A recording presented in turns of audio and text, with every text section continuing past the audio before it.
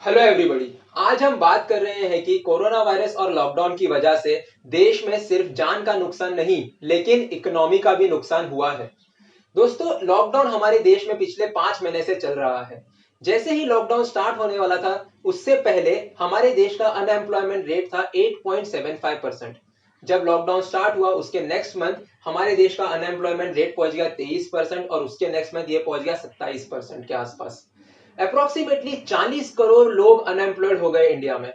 ये number USA के unemployment number से 4 गुना ज्यादा है। दोस्तों, मेरे खुद के कुछ फ्रेंड्स हैं जिन्हें जॉब से निकाल दिया गया सडनली, तो किसी को 4-5 महीनों की सैलरी भी नहीं मिली।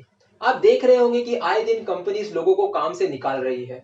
इसी के बीच एयर इंडिया कंपनी ने ये नोटिस जारी किया कि वो अपने एम्प्लॉयज को काम से नहीं निकालेंगे, बस उन्हें छुट्टी पे भेज देंगे अगले 5 साल के लिए बिना सैलरी के। दोस्तों, इससे अच्छा मेथड आपको नहीं मिलेगा किसी को काम से निकालने के लिए। दोस्तों, लॉकडाउन की वजह से सारे माइग्रेंट वर्कर्स अपने अपने घर जाने लगे, क्योंकि काम नहीं तो पैसा नहीं और पैसा नहीं तो खाना नहीं। तो कोई माइग्रेंट वर्कर गाड़ी से अपने घर पहुंचा तो कोई पैदल चलकर अपने घर पहुंचा।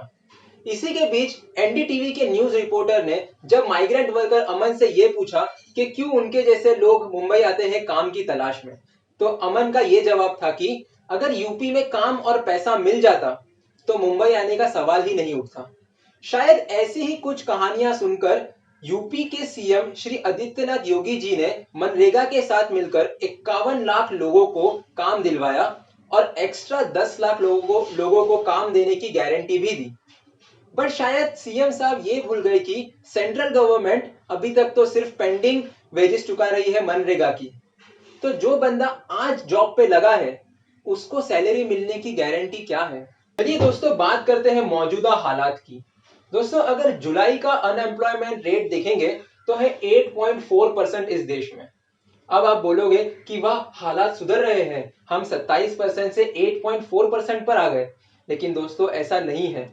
आज भी देश में 12 करोड़ 20 लाख लोगों से ज्यादा लोग अनएम्प्लॉयड बैठे हैं, जिसमें से 9 करोड़ लोग वो है जिनके छोटे मोटे बिजनेस और लेबर्स हैं। तो 1 करोड़ 80 लाख लोग वो है जिनके रेगुलर जॉब है 9 to 5 वाले। तो उतने ही नंबर के लोग हैं जो सेल्फ एम्प्लॉयड है लेकिन अब अनएम्प्लॉयड हो चुके हैं। तो दोस्तों, ये भी बताया गया है कि 74% स्मॉल स्केल बिजनेस और जो छोटे मोटे स्टार्टअप्स है वो बंद हो सकते हैं आने वाले कुछ महीनों में। दोस्तों, प्रॉब्लम्स तो गिनवा दी, लेकिन अब बात करते हैं सोल्यूशन की। जब इकोनॉमिस्ट से ये पूछा गया कि अब देश अपने अपने इकोनॉमी को ऊपर कैसे लाए, अपने इकोनॉमी को कैसे संभाले, तो उस पर Nobel prize winner Abhijit Banerjee का ये कहना था। उन्होंने एक सोल्यूशन बताया कि गवर्नमेंट को डायरेक्ट पैसे पहुंचाने चाहिए लोगों तक थ्रू वेलफेयर स्कीम। हर एक सिटीजन किसी ना किसी वेलफेयर स्कीम से जुड़ा हुआ है। हम किसी ना किसी एक प्रधानमंत्री योजना से जुड़े हुए हैं। तो गवर्नमेंट अगर किसी ना किसी वेलफेयर स्कीम के थ्रू लोगों तक डायरेक्ट पैसे पहुंचाता है, लोगों के अकाउंट में डायरेक्ट पैसे पहुंचाता है, तो लोगों को थोड़ी राहत मिलेगी। वैसे गवर्नमेंट ने 20 लाख करोड़ का पैकेज तो अनाउंस कर दिया, लेकिन लोगों तक डायरेक्ट पैसे कैसे पहुंचेंगे उस पर ध्यान नहीं दिया। चलिए दोस्तों, बात करते हैं कि अब हमारे जो बचे कुचे पैसे हैं, हमारी जो सेविंग्स है, उसे कैसे बचाया जाए और छोटे मोटे बिजनेस कैसे स्टार्ट किया जाए इकोनॉमी को ऊपर लाने में।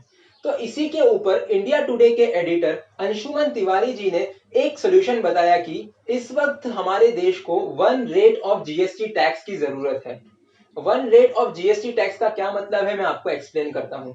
दोस्तों, आप देखते हो कि हर एक फील्ड में जीएसटी टैक्स डिफर करता है। कहीं 5% है, कहीं 12% है, कहीं 18 तो कहीं 28% है। लेकिन अगर गवर्नमेंट इन सब जीएसटी टैक्स को हटाकर एक सिंपल जीएसटी टैक्स लगाती है, एक सिंपल रेट लगाती है और कम रेट लगाती है, तो हमारे पैसे बचे रहेंगे और साथ ही साथ जो पैसे बचेंगे उससे हम छोटे मोटे बिजनेस स्टार्ट कर पाएंगे। इससे इकोनॉमी ऊपर जाएगा और अनएम्प्लॉयमेंट नीचे जाएगा। दोस्तों, ये जीएसटी का प्रॉब्लम सिर्फ कोरोना में और लॉकडाउन में नहीं आया है। ये बहुत साल पहले ही आ चुका था देश में, 2017 के बाद से।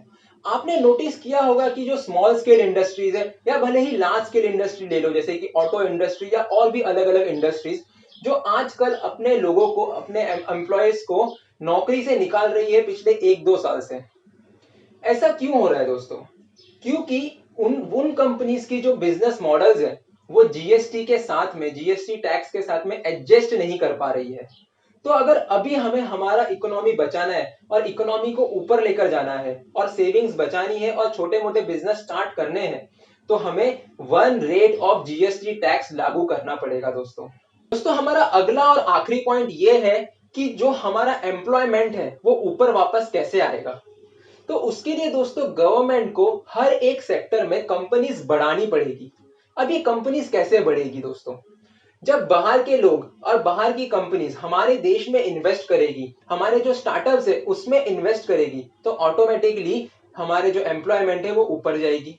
लेकिन दोस्तों ये पॉसिबल नहीं हो पाता, क्योंकि कंपनी स्टार्ट करने के लिए जो लाइसेंस की जरूरत होती है वो आसानी से नहीं मिलता, क्योंकि इंडिया की जो ब्यूरोक्रेसी है लाइसेंसिंग के लिए वो बहुत डिफिकल्ट है दोस्तों।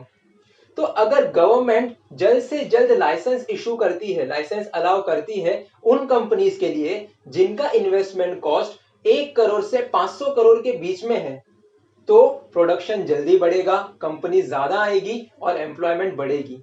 दोस्तों ये इकोनॉमी फॉल डाउन सिर्फ इस बार नहीं, पहले भी आ चुका है, जैसे कि 1991 में और फिर 2008 और 2009 के बीच में भी एक इकोनॉमी फॉल डाउन आ गया है।